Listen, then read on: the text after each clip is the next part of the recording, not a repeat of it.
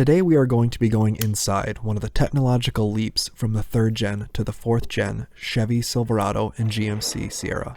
Obviously, I'm talking about their new remote keyless entry transmitter on most of their new models.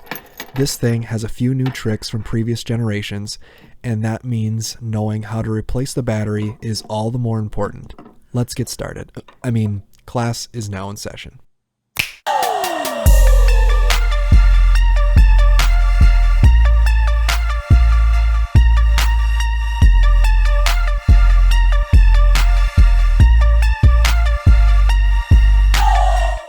Quick plug to the 2 best ways to support the channel. If you are ever in need of anything from Amazon, like to get some of these sweet silicone cases, please follow the links in the video description. Also, if you are in need of any truck accessories, please follow the link in the description and check out my sponsor, Real Truck.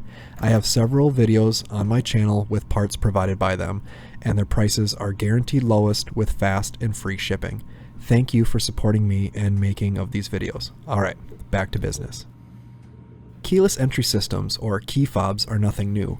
I remember my first car, a 94 Oldsmobile Cutlass Supreme, came with a remote to unlock the doors and pop the trunk.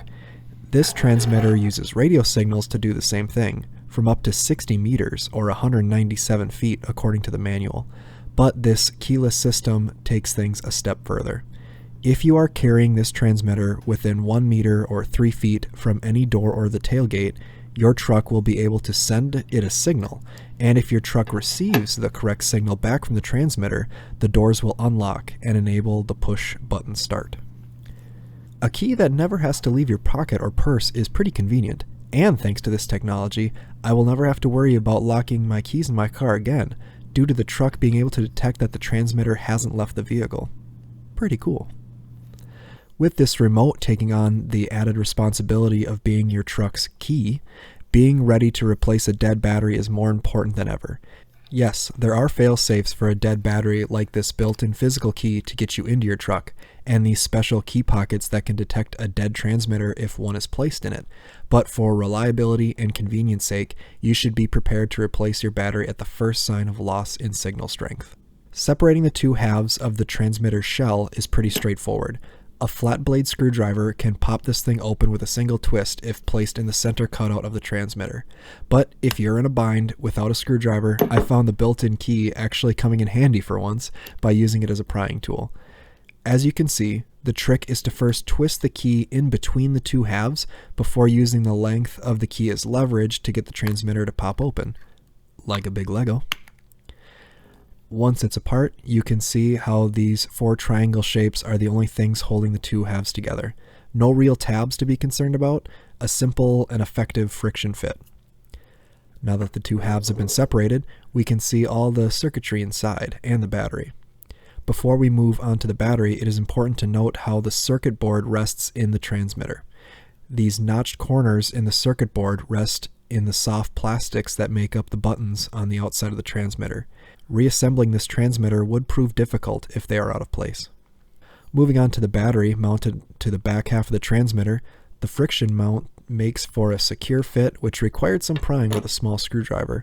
Once removed, on the underside of the battery you can see the part number CR20323V.